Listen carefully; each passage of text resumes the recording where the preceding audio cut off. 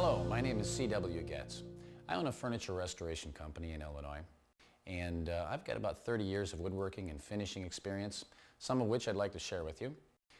10 of those years have been professionally. So today we're going to discuss stripping and refinishing of furniture, and this is kind of, if you don't really want to go out and spend the big dollars that it sometimes takes to restore furniture, this is something that you can do, and I'm going to help you do this on your own. Now, most of the materials that we're going to use are available at the local hardware store or lumberyard. So let's take a look at what we need to get started, and let's begin.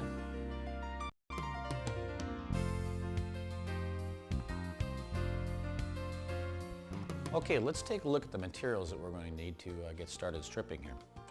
First, we're going to need a couple of containers, one for the fresh stripper and the other for the waste stripper. Next, we're going to need liquid and paste strippers. We're going to need acetone, paper towels, cotton t-shirt material, rags, a disposable paintbrush, 2 stainless steel wire brushes, a pick, a scraper or putty knife, rubber chemical resistant gloves, safety glasses, and long sleeve shirts, and preferably 2 of them so we can create some double layer type of effect. This one is an insulated shirt. It works just the same as 2 shirts would work, so there's some space there. We'll need an apron, and this is a rubber type of apron. It's the most preferable. We'll need some newspapers or drop cloth to place underneath the work. And for the ladies or you men with long hair, some type of a hat or hair tie to keep your hair out of the way. Last but not least, we're going to need a good solid surface to work on. Preferably a large table, sawhorses, or the likes. So, the next thing, let's go to do our strip prep. Okay, this is the table we'll be working on today, and it looks like the base is in pretty good shape here. Now, what we could do is we could mask this whole base to avoid getting stripper on the rest of it, the part that we don't want to strip. But I really recommend removing the top and just working on the top. It'll be much simpler that way. And looks like that's all that's going to be required for our strip prep. So for that, we're going to need a few additional tools. The first is a slotted screwdriver or flat blade, a rubber mallet, a can for screws and hardware, some blue safety masking tape, some isopropyl alcohol, and a marker. Okay, I've flipped the table on its top here, and I've labeled our base and our top, and so we correspond here, AA and BB. And I've taken all the screws out here except one. We'll just take that out real quick. Now, those are the screws. The other method, in conjunction with screws, that furniture was assembled with up until about 1954-55 or thereabouts, was a substance called hide glue. And hide glue is a little different than the glues that you see in the hardware store these days. The way to break the bond of hide glue is with our isopropyl alcohol. And I'm just going to apply a little bit here and show you how this works. And you're not going to want to just douse this thing, but you do want to get enough in there to wet the joint, and you can see just about how much I'm putting on here. Just enough for it to reach the underside. You want to get all 4 sides if possible. And if you can't, well, of course you can't, but okay, now we've got our alcohol there. We might work a little bit to try to, you can see we're just starting to loosen up there a little bit. Let's just let it sit about a minute, and we'll try to break that loose. Okay, this thing is, I let it soak a couple of minutes, and I've already loosened the one side, and we're going to just tap this here and get our last. Okay, looks like we broke it loose. And we're going to remove our base from our top.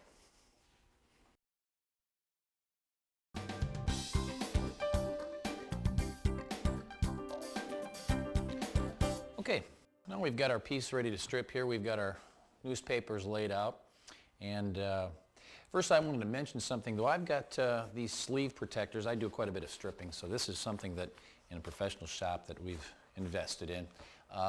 As you remember, though, I said the long sleeve shirts, the double layered long sleeve shirts, or the insulated long sleeve shirts work just as well as these the same way. Just something to protect the stripper from your skin, because it can and will burn you if allowed to stay in contact or touch your skin for, you know, even a few seconds. So you really want to be careful there. Also, you'll see I have my safety glasses, my apron, and my rubber gloves are my chemical resistant, and it's important too, chemical resistant rubber gloves. So let's take a look real quick here at our table, though, and I'll show you something, the things we've got going on here. We've got, you know, lifted finish, we've got some faded finish, we've got some color that it's actually, this finish over here is lifted to the point where it's separated and delaminated, I should say, from the surface, that you can't even see the color anymore. It's become opaque. So it's kind of the reason we're stripping this whole top here. Now the base, as we said before, didn't get the exposure that this did. This was looks largely due to exposure to direct sunlight, and that's really what causes a lot of damage. So let's begin here by, the first thing we're going to do is take our liquid stripper, and we've got our disposable paintbrush here.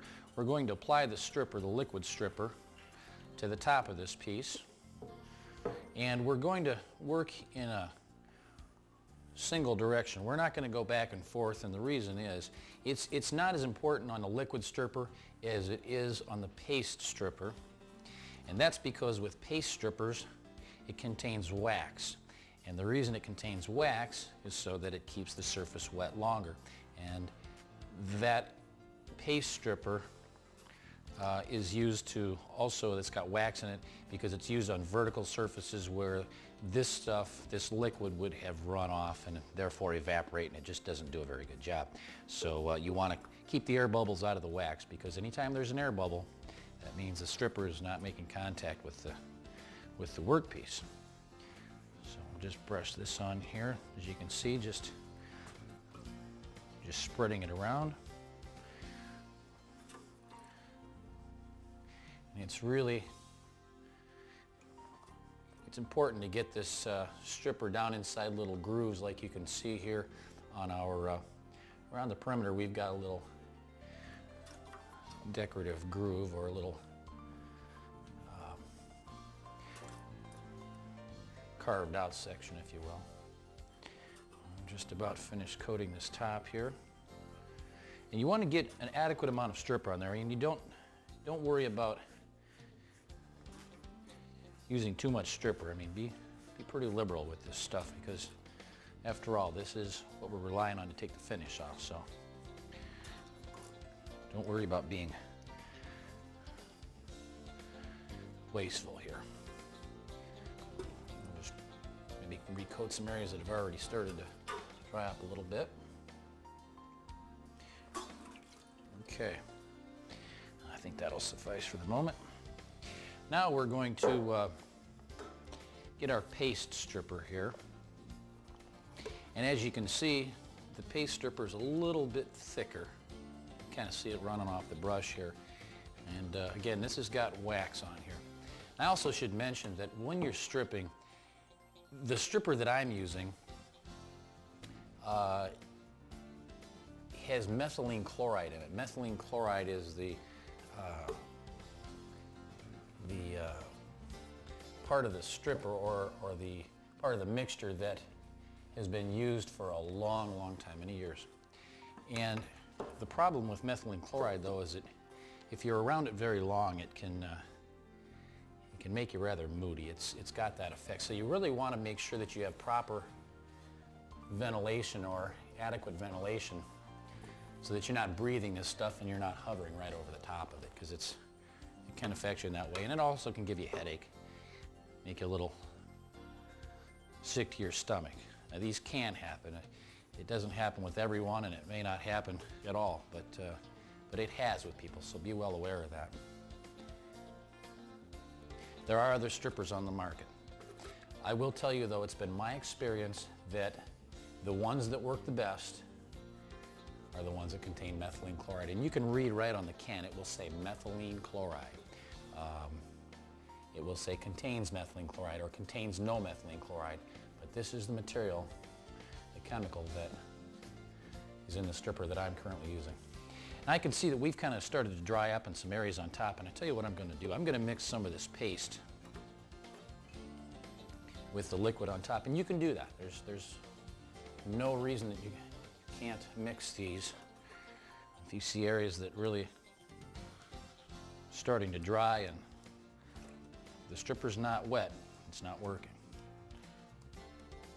So we need to make sure that I'm also, as I'm brushing this the same direction I brush the liquid stripper, make sure everything is wet.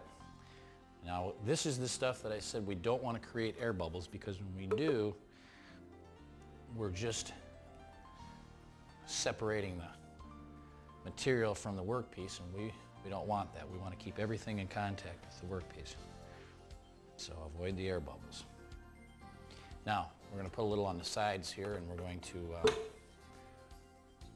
brush it in. I don't know if you can see here how I'm applying this or not.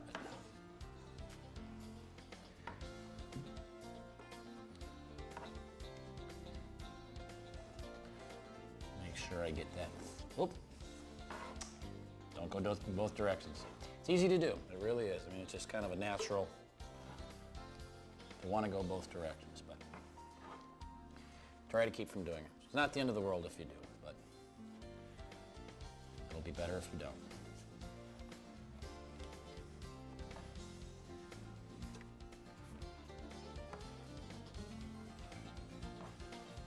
Now, if you happen to notice when working with this methylene chloride stripper, or any stripper for that matter, if you get a little dizzy, you start getting a little headache, you can walk away. And it's recommended that you do. Before you do, you actually get physically ill.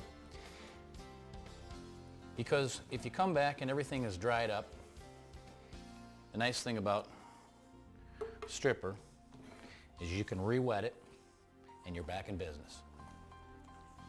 No harm done, so to speak. So we're going to go back over to the other side here. We're going to coat this.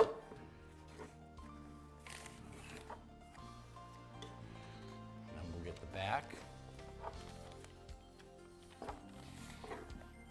We've got a little groove around the bottom here too. We want to make sure we get in there.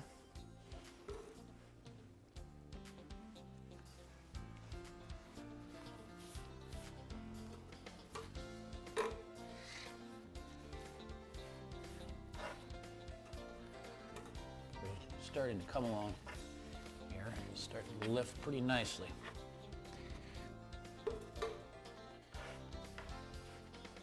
So we're going to let that sit. I'll tell you what we're going to do though, is we're going to let it sit a little while, and we're going to wait for it to start lifting, and we're going to keep an eye on it for an hour.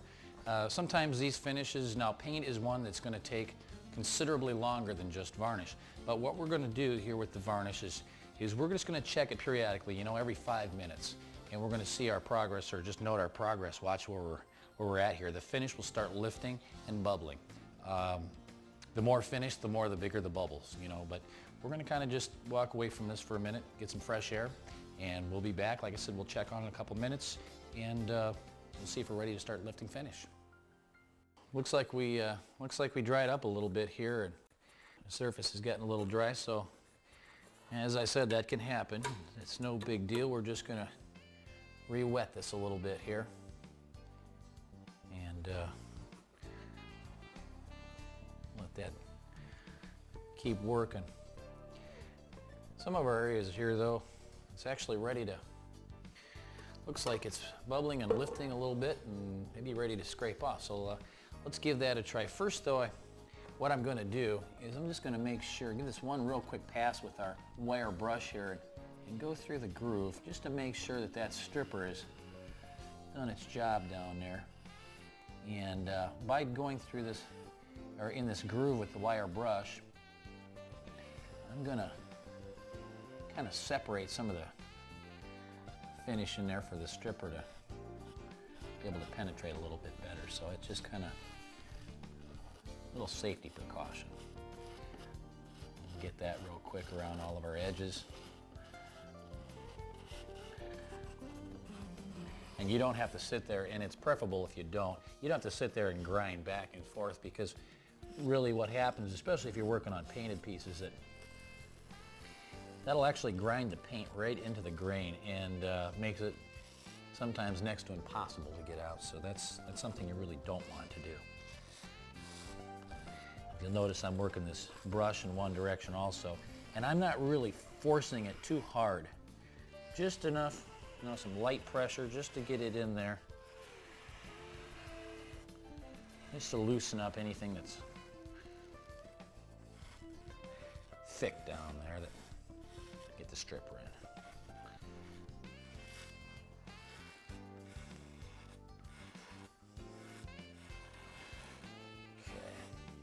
Looks like we're coming out nicely here.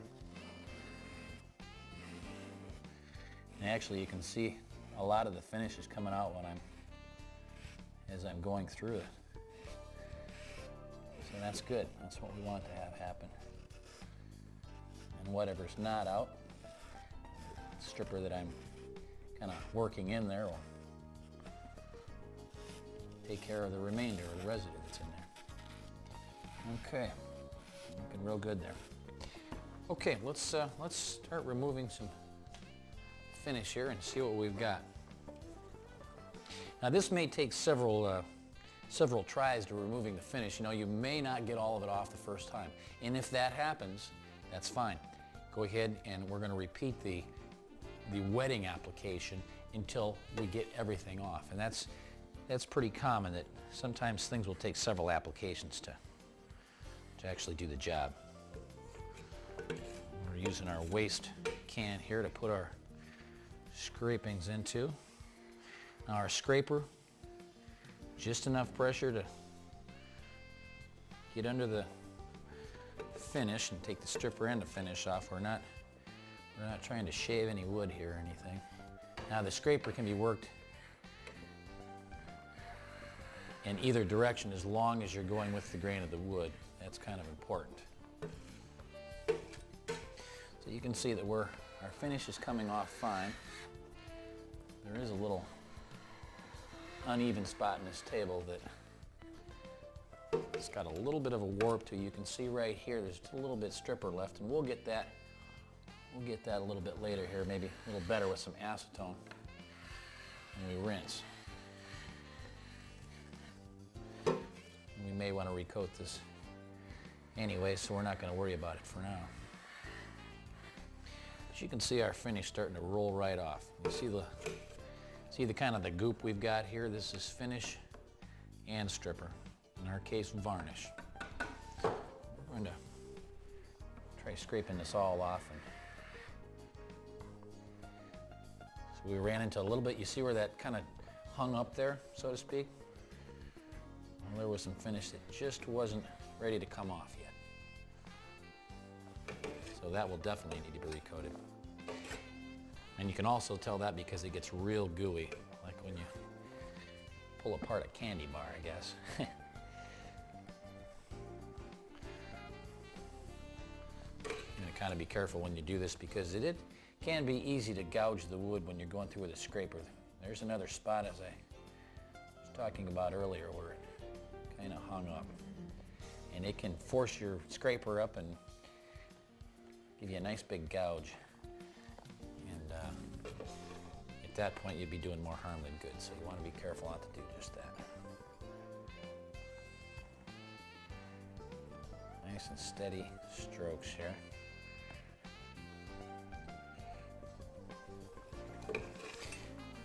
Now, at some point, you can roll this stuff right off onto your newspaper. That's the reason we're here.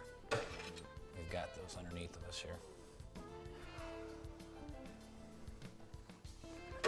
Take off what you can.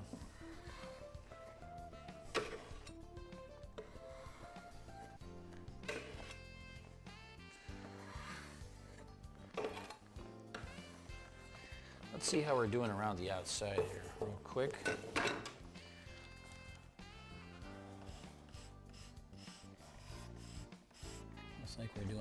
Let's just give this a real quick brush.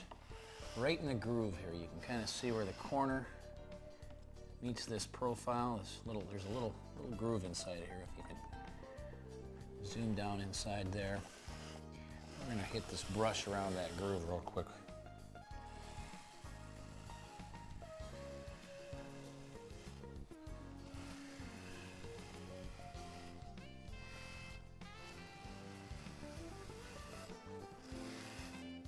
Looks like we've dried up here a little on this side. We're going to want to recoat that.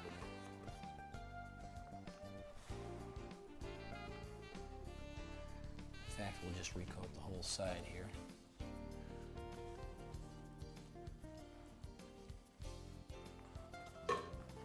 Continue around the side here, the edge rather.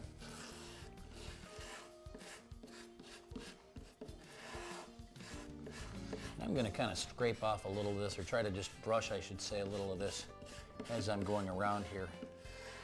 I'll try to loosen some of this finish up a little bit. Now I'll tell you, the reason, I didn't mention this before, but the reason for this stainless brush is some of the strippers out there that are available have caustic soda as one of the ingredients. And caustic soda, or more commonly known as lye, is corrosive, and it will have a corrosive effect on brass, as in the case of a brass brush, or steel, which a regular steel brush would have the same type of reaction, and it can discolor your workpiece. So that's why I use the stainless brushes, because it doesn't affect stainless steel in that way. So, in case you're wondering, why the stainless steel brush?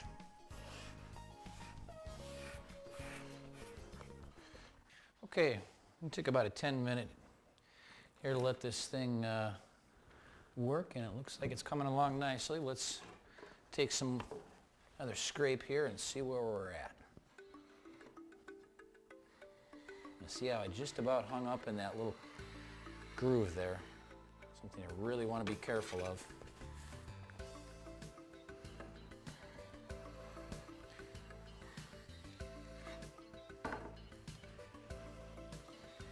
Yeah, that's coming off real well.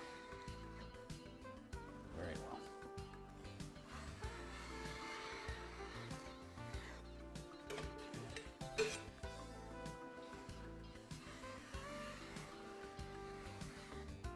Yep, we're definitely down to the wood. Now you're going to see that there are some areas on here where the stain is still there.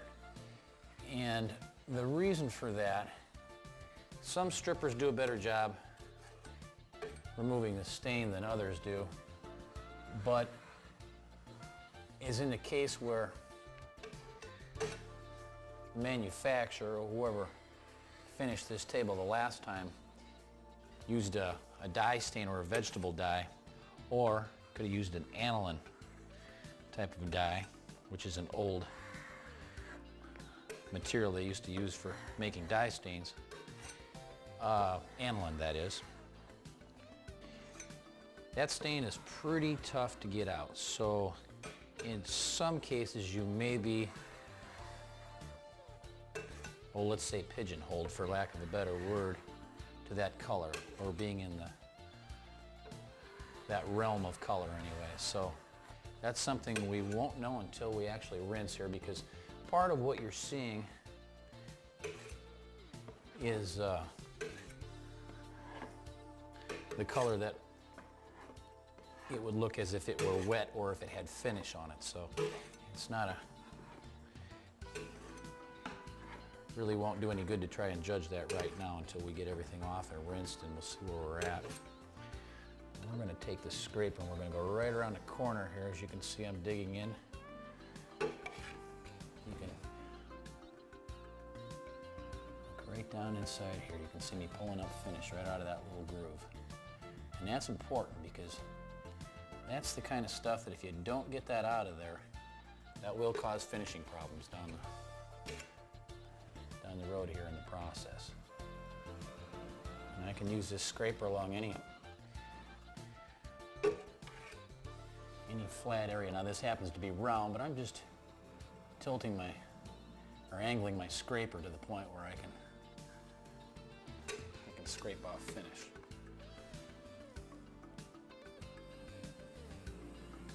Now they do make round or curved or radiused scrapers, but I'm accomplishing this with a flat blade.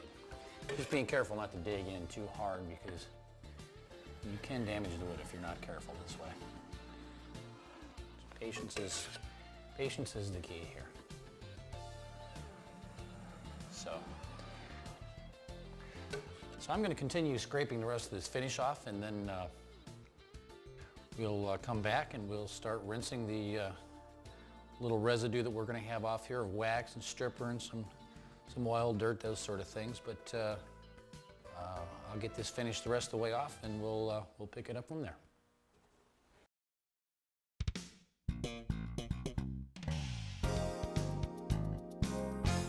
Now we finished scraping everything off, and we've got most of our stripper off. Now what we're going to do is we're going to take an acetone rinse that is, to everything. And what we're doing here is removing wax and stripper and everything else, just the residue that's on there. I'm going to soak my rag with acetone, and this won't hurt the furniture. So this is essentially some of the same stuff that's in the stripper. I'm going to want to get this good and wet, work it around, and you can work this in both directions. You can see some of what we're pulling up here. And what I'm going to do is take a dry rag, then once I go over it this way and get what I can on the wet rag, I'm going to take it and dry it off with a clean rag. We'll just continue here over the top. You can see we're still pulling some residue off there. And what we don't get off with this, with the acetone, will come off with the sander once we get to that step, which is going to be our next step. I'm going to soak a little bit more. This stuff evaporates pretty quickly. And acetone is one of the, or I should say the key ingredient in things like fingernail polish remover and materials like that. It's very good for removing a variety of finishes, as fingernail polish is, and varnish. Work around the edges here. You can see we're still fairly dark, so we're going to be committed to that dark color, and that's okay because this piece of furniture is made from a wood called poplar, and poplar was most often used to imitate walnut anyway, so that's just fine. That's where we want to be, so it's going to work out well for us.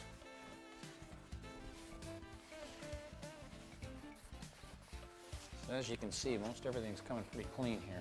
It won't take a lot then for our sander to take off the rest. Now, if in fact this piece hadn't come this clean up to this point, we can always go back and reapply the stripper and repeat everything we've done up to this point thus far. So that's always plan B if we don't get this good on the first try or two. So I think we look real good. I'm going to go around and clean up the bottom side, or the skirt, if you will, and when I come back, we'll start with our sanding process, and we'll try and remove the rest of this stuff then.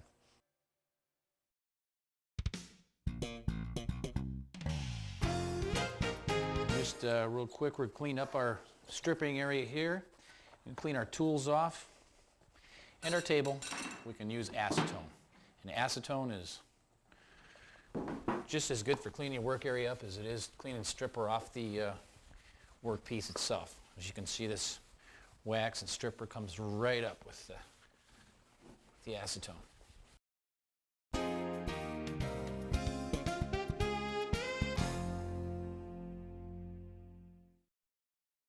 For our sanding operation, we're going to need a few things here. The first of which is going to be our sandpaper.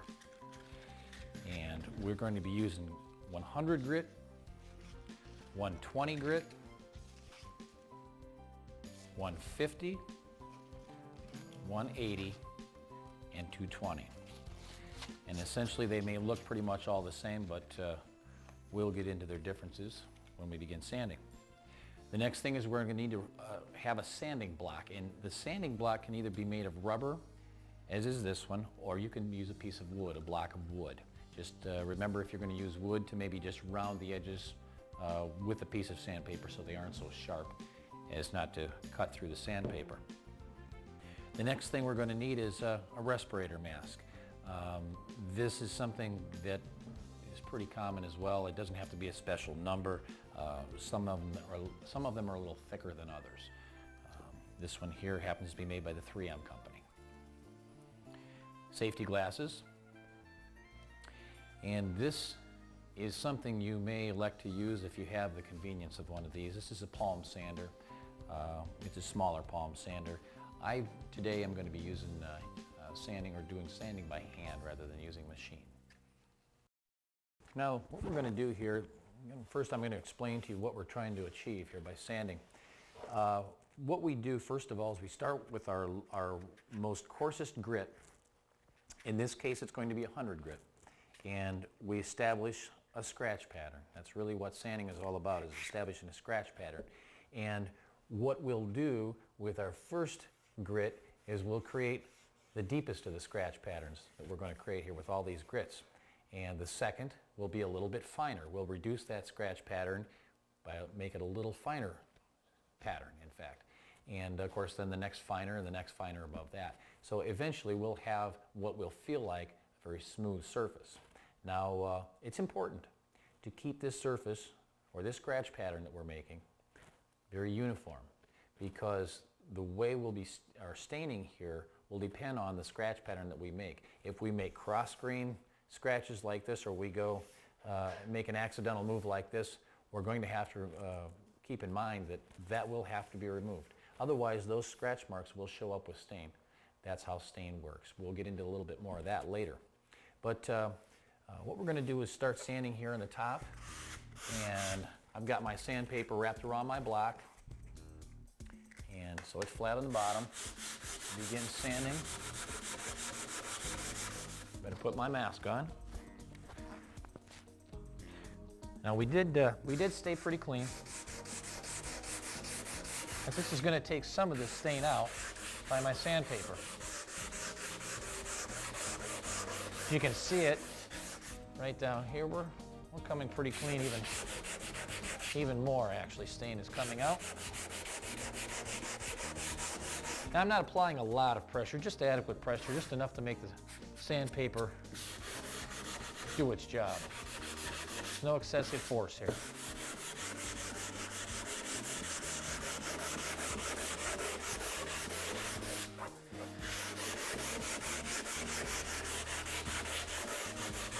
Now we don't need this to become white. We just need to get the majority of everything off.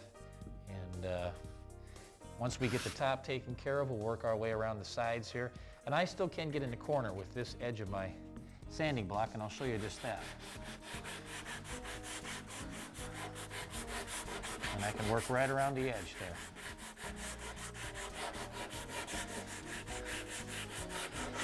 Now to get way inside, if I still can't get inside this corner, I can take my sandpaper off and I fold it, and I make a little corner, a little fold, and I can get right in there with that. And that pretty much gets whatever's way inside that corner out. Okay?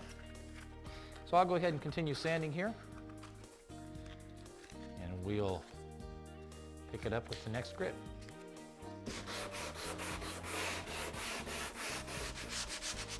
Okay, I'm cleaning out the groove right now in front with my dowel rod wrapped around my sandpaper. This is what we're going to use the dowel for. And the dowel rod is actually slightly smaller diameter than what our groove is, so that by the time I wrap the sandpaper around, we're at perfect diameter. And this just helps us get in the groove a little bit better. And there may be a little bit of finish still down in there at some point. And it'll come out with your sandpaper here. And if it doesn't, that means we really need to go backwards and get that out of there, and it may involve another application of stripper. So we've got most of that out of there. Let's drop our dowel and just finish up on the side here. Just a little on top. And I think we're ready to go on to our next grit then. Okay. Now, that's that. But before we do that, I mentioned to you the vacuum, and I mentioned to you the air compressor. Now basically at this point, we're not going to need our air compressor yet. We're just going to deal with the vacuum. And what we're going to do with the vacuum is pretty much take all this sanding dust that we've got here out, which will include some particulate or some sanding grit from 100 grit. We don't want to get that mixed in with our next finer grit. Otherwise, we'll have an irregular scratch pattern. We'll have a piece of grit that may got stuck in that sandpaper. We're dragging along, and we've got this funny line here. So we don't want that. We're going to avoid that by using our vacuum, and we're going to vacuum that dust off.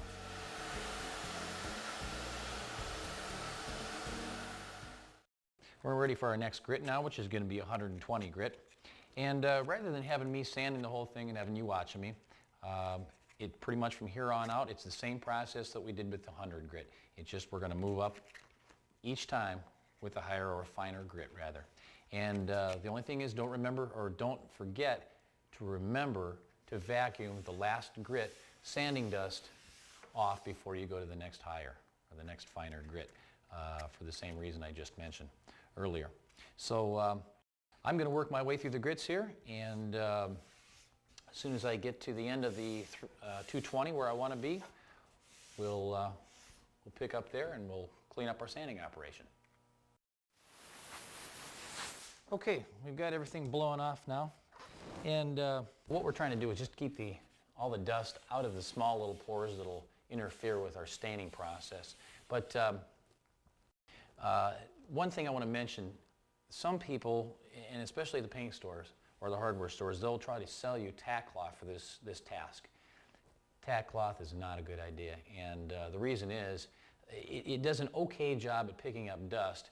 However, tack cloth contains beeswax, and this beeswax really has a tendency to get on your work and create problems during the staining and the finishing operation. So tack cloth is just not a real good idea. This is definitely the preferred method, the compressed air and the vacuum. I just want to mention here that at this point, you're really probably, and you see me touching this piece, but your hands, you need to wash your hands.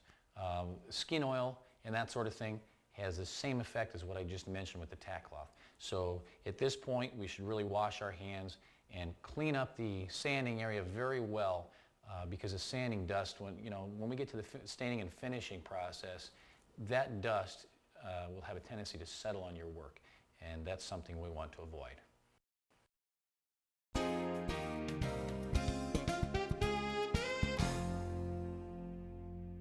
Okay, now the first thing we're going to need to do is pick our stain color. With this particular piece here, I'm going to try to match this top to the base. And so what I did was I went down to the hardware store, or the paint store, and I took a sample with me, a piece that I wanted to match to. Now the thing with colors is when you go into a place that has fluorescent lighting, it's going to be usually a different type of light source than what you've got in your home. That can create problems. Stain samples, are all run on a board. They're on the same type of wood as, they're all of the same type of wood, in other words. You may be working on a piece that's oak. They may have a stain sample that's poplar, for instance, and that's usually what they use, poplar or birch or maple or something to that effect. But It's best if you take a piece that you're trying to match to down there. If you're not trying to match a top to a base as we are here, you've got a color sample on a piece of paper or a magazine or anything, a piece of material in your home that you want to match to, take it to the paint store with you. That's important. Also, when you take a piece with you, you're going to want to take the sample, and again, the fluorescent lights are going to have a different effect than what the incandescent lights in your home, or most times that's what you have is incandescent lighting. It's going to look different. The fluorescents really bring out the blues in something, or the greens, so to speak. The incandescents, usually the reds, they'll just make the reds more pronounced. So it's going to make a difference. What you'll do is, what I did is I went down to the store and I picked a stain color, which is called medium brown walnut. And the stain sample that I got looked like this. Well, when I tried the stain itself on the same type of wood that I was using here, which in this case is poplar, this is what I got. As you can see, the stains are a little bit different color. Now it's important to remember to do this comparison while the stain is still wet, because that's going to closest resemble what the piece will look like with finish on it. And whenever possible, ask the store owner if you can take the pieces of the samples outside and do a little comparison in daylight, because that is the best way to do a color match.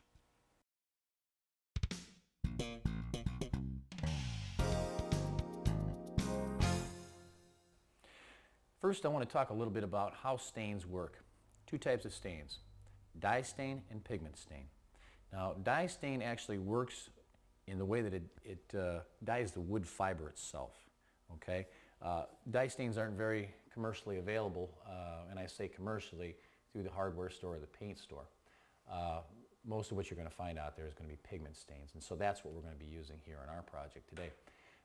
Pigment stains are composed of pigment particles, oil, and solvent. Those three things, those major components. Now, pigment stains actually work by depositing pigment particles in the voids, or the grain rather, of the wood. So the deeper the void, the more pigment that's going to fill that void, the darker your piece is going to be. So that's why it's so critical that the piece is sanded, first of all, uniformly.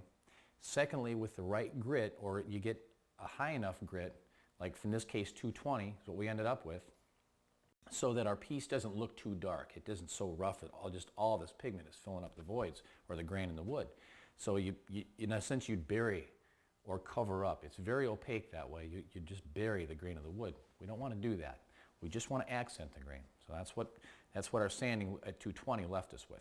Now the thing is, this is why it's so important. If you think you've made a scratch, or you think you've swirled marks or something like that, you need to make sure that the piece doesn't have any of those things in it. It's been sanded uniformly, straight with the grain. There's no scratches from like a watch, for example, or a ring, or your fingernail, or something like that, because those will show up at the end. So, I mean, our piece is only going to be as good as the way we've prepared it. Okay, so with that explained, I guess we're ready to begin.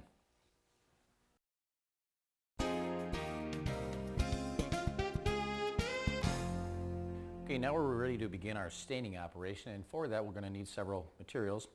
I'll go through them with you quickly. Our linen cloth, cotton cloth.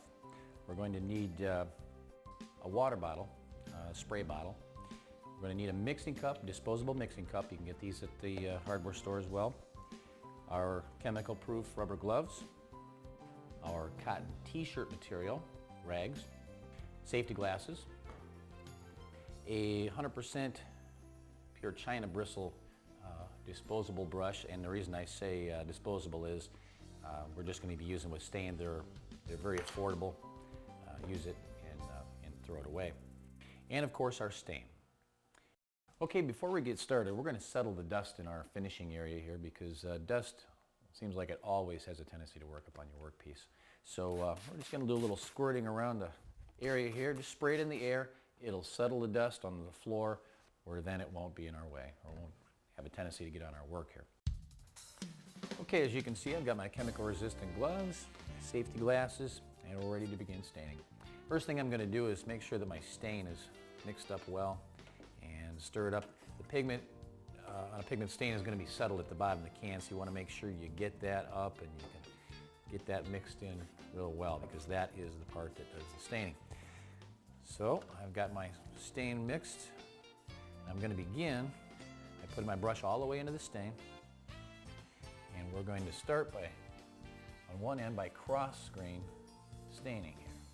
And the reason we're doing that is because we want to make sure that we're going to get stain in all the pores.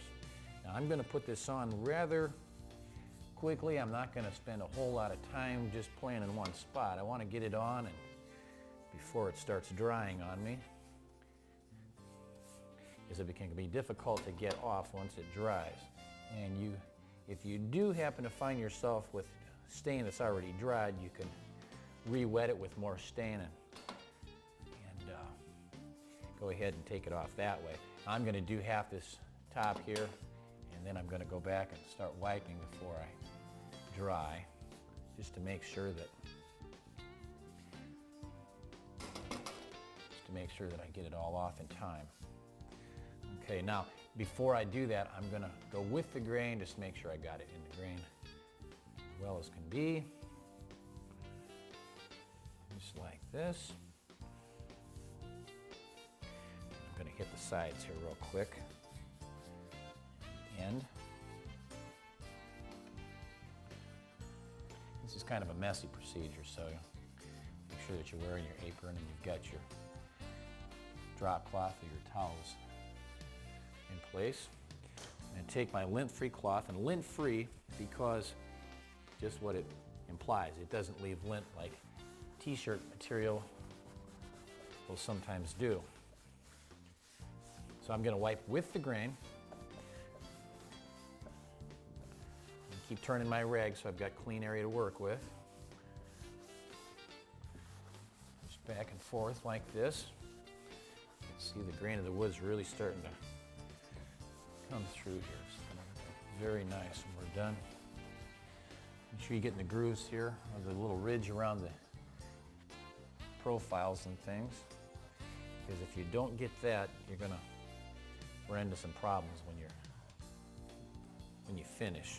I'm going to continue here with the other side of the table. Now keep in mind, if you're in the middle of a big project, that you may want to keep stirring your stain from time to time, just to make sure that all the pigment doesn't settle at the bottom of the can.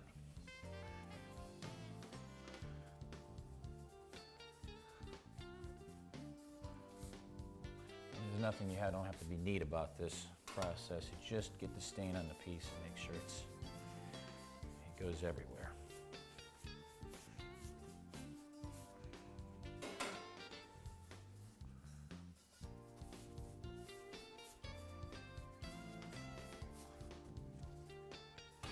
I could be using a little wider brush, but I happen to have a 2-inch here, and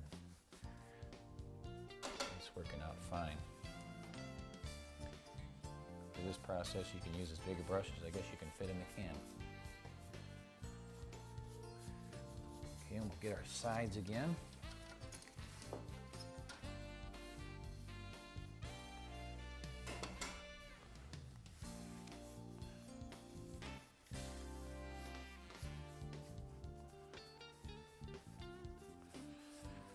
And we'll finish up with the grain.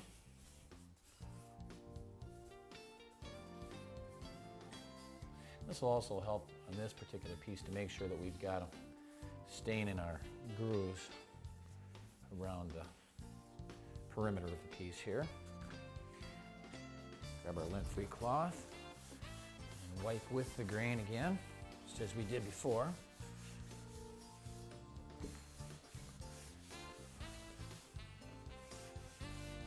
If your rags get soaked, or as your rags get soaked rather,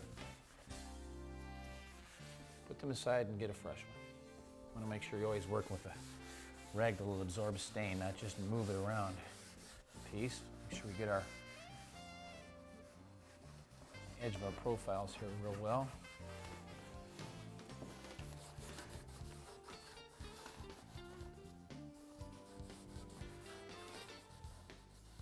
And as you can see, the grain's really coming out on this piece of poplar.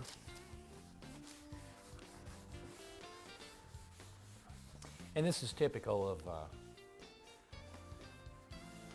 poplar. It was used to imitate walnut more times than not.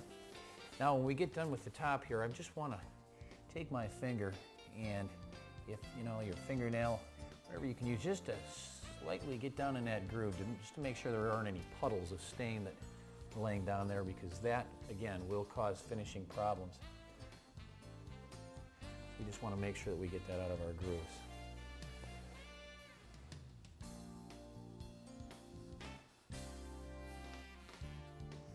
Doing the side here.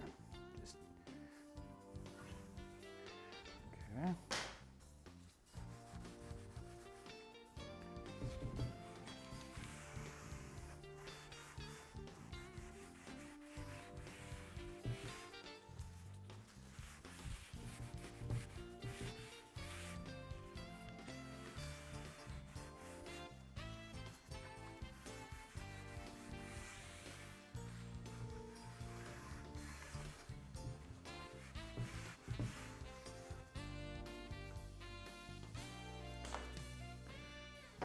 It's a good idea to use blocks to keep our piece up with. So that way it doesn't stick to our newspaper. Okay, now that we finished staining, we're going to let that dry. And the drying times are usually found on the side of the can, and you're going to want to let it dry the sufficient amount of time so that we don't run into any problems finishing. So our next step, we'll start finishing.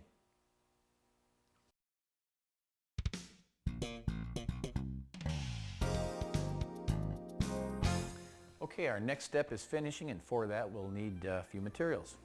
The first of which, a couple of mixing cups, and you can find these again down at the paint store. These happen to be quart mixing cups.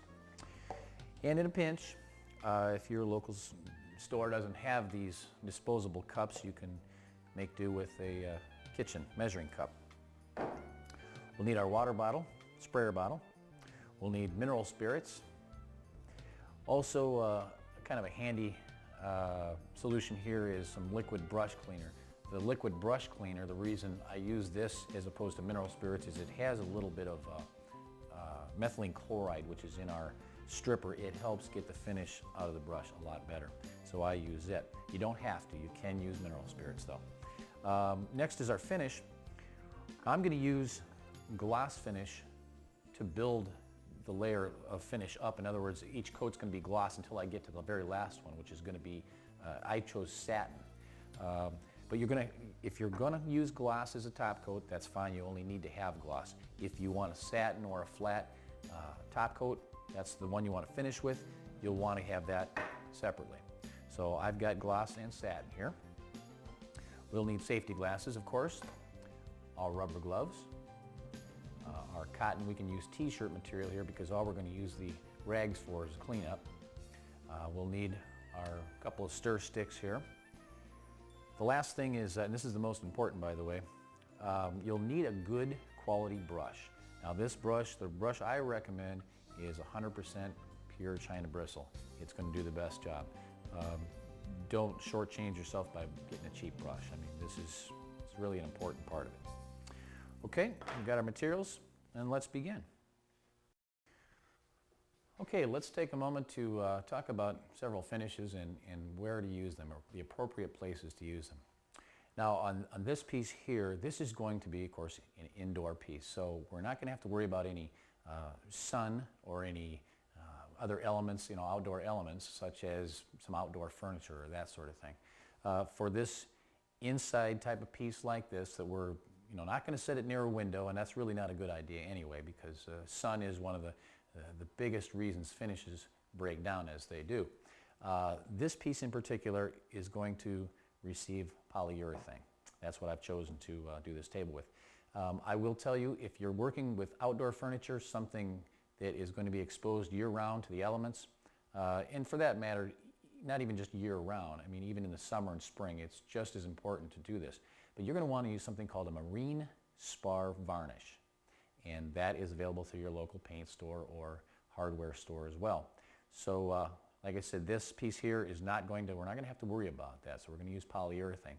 Polyurethane has good chemical resistance, good water resistance as well, so it's going to be a nice protective finish that'll work well for the job that we're using it on. Now, just as before, with our staining operation, we're going to take a water bottle, we're going to settle some dust. But before that, we're going to make sure that our piece here is actually dust-free.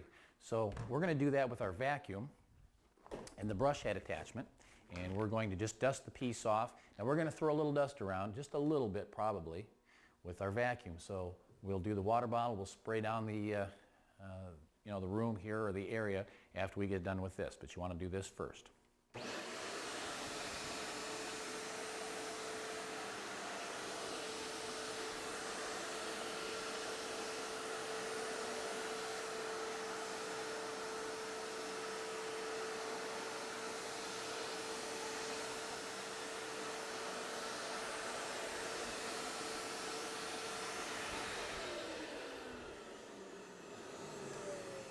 Okay, now that we've dusted off our piece, we're looking pretty clean here, and I've not touched the piece because I don't want skin oils on the work piece here, while I'm finishing. That can create problems, as I said before. We're just going to take and do the little spray around the room like so, just to settle any dust that has been kicked up by our vacuum, or even just walking around. It's very important. We don't, at this point, it's critical, we don't want dust in our finish.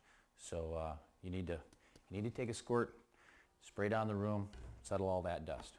Okay, so we're ready to begin our first step here in finishing, which is mixing our finish.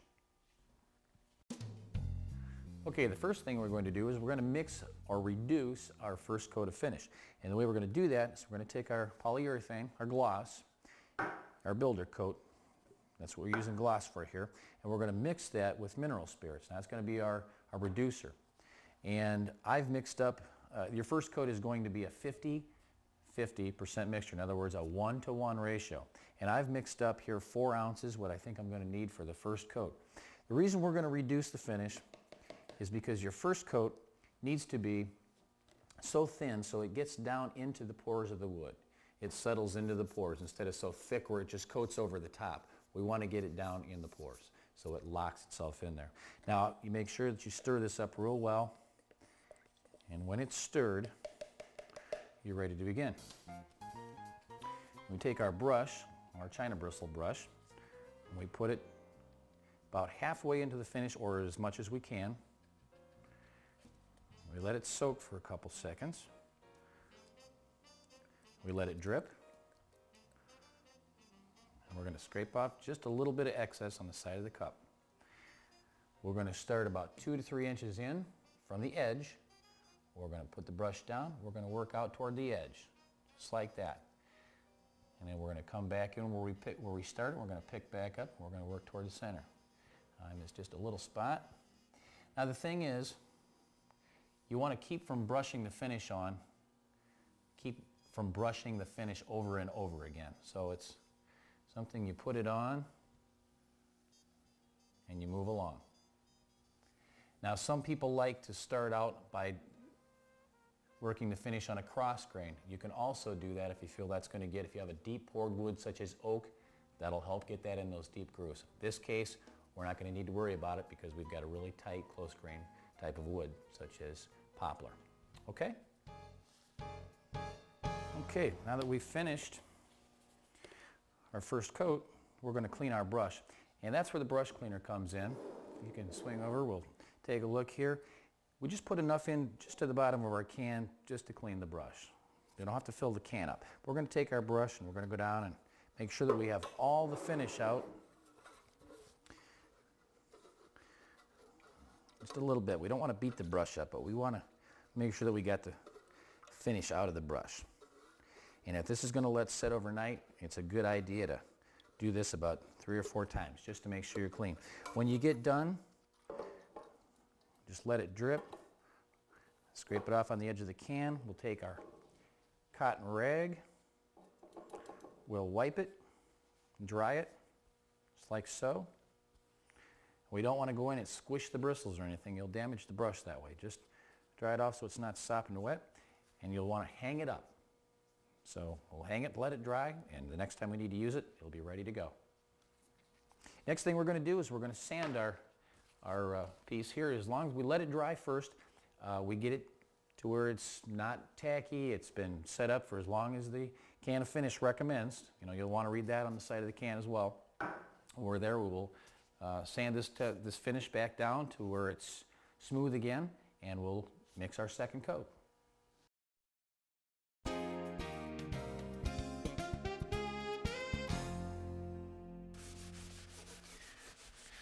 Okay, what we're doing now is we're scuffing our first coat of finish, and I'm using a Scotch-Brite pad.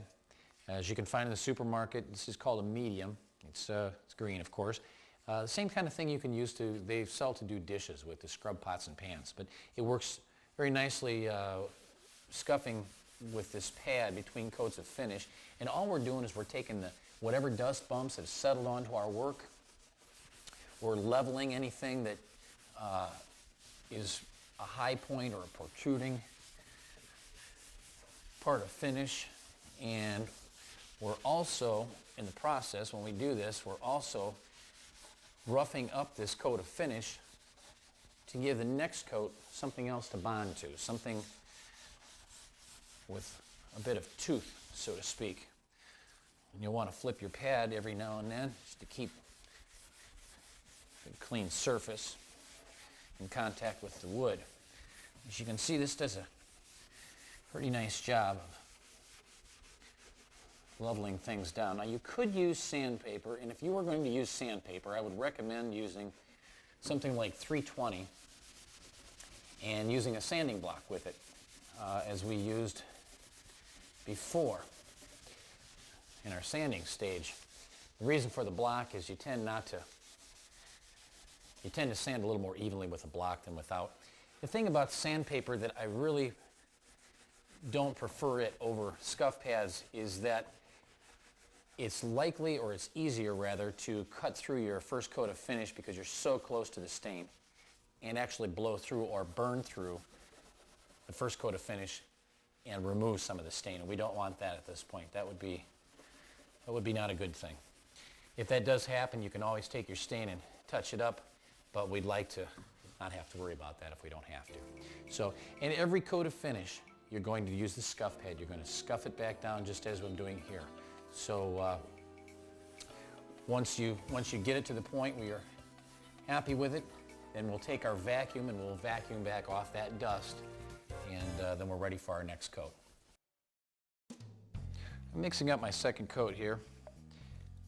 Back on our first coat, we mixed a 1-to-1, which is a 50-50 ratio.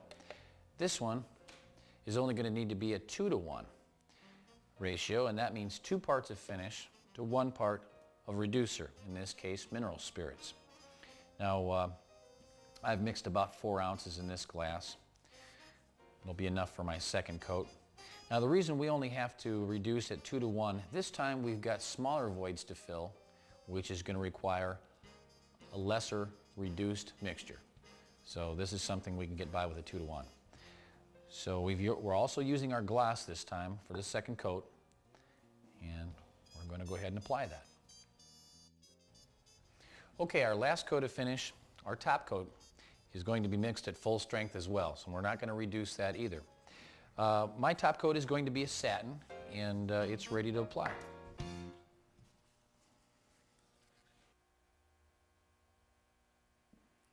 Okay, the last coat of finish on our top here turned out very nice. So we're ready to mount the base to the top, so let's do just that. I'm going to go through our materials that we'll be needing for our reassembly, and they are, first of all, sandpaper. I've cut a little small strip here, 100 grit sandpaper.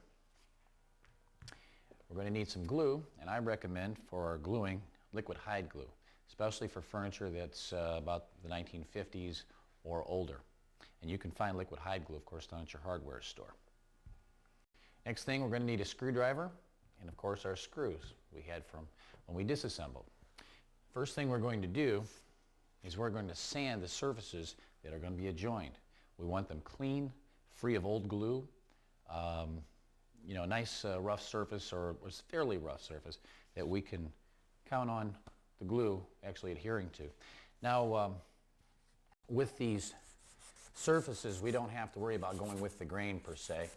We can go in any direction we want. We can go circles, we can go cross grain, doesn't really matter, just so we rough up the surface. Now, I will tell you that in the event that you've got something other than hide glue, or if you've got something that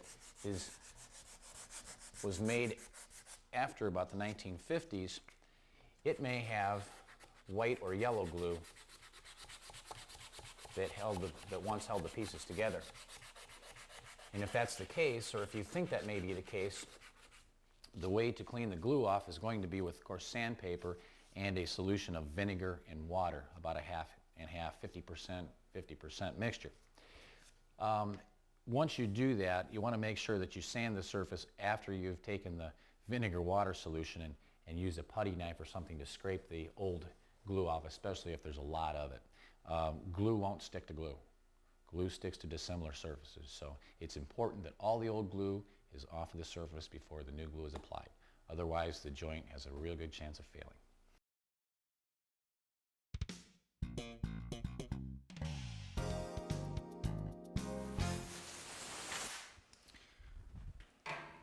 Okay, I've just blown the dust from the surfaces here to be glued together. And the next thing we're going to do is apply a little glue. Now we want enough glue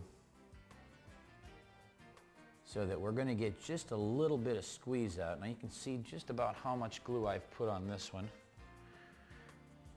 You know, I didn't overload it so the whole thing is covered, but I did put plenty on there that we should have enough, maybe just another bead across this side, that we can count on some squeeze out.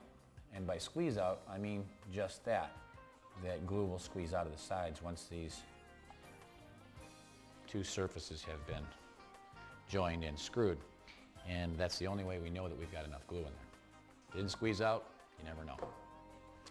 So let's grab our base.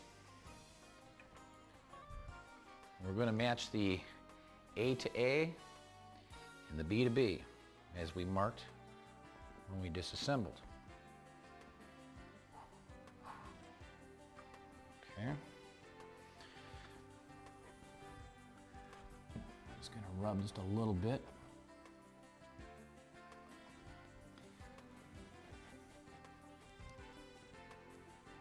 Okay. We're going to put our screws in the holes. This is one of those things you might have to move it back and forth until you find the screw hole. I just found it.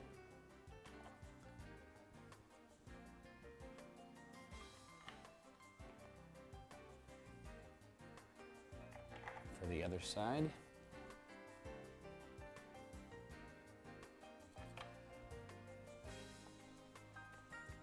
And I'm just putting a little light pressure on the head here while I move it back and forth, and I feel the screw drop into the hole. If you've had any trouble putting your screws in, as I did with a couple here, you can use a block of wax. This happens to be beeswax, but paraffin wax will work just the same. You take the screw and you just rake it across the wax, and the wax will embed itself in the threads of the screw, and it'll make reinstalling the screw is much easier. And this one now just goes right in. Okay, we're going to check for squeeze out here. It looks like we've got plenty. We've got squeeze out all over the place. You can see right down here. And I'm just going to take a paper towel, and just so it doesn't run all over the place when I set the table back up, I'm just going to wipe away the heaviest portion of it. Now, if you wanted to get really picky, I guess you could take a damp paper towel and make sure that any glue residue is off, but really on the underside of a table, it's really not that important. And then the last thing we'll do is we'll take our stickers off, labeled our ends.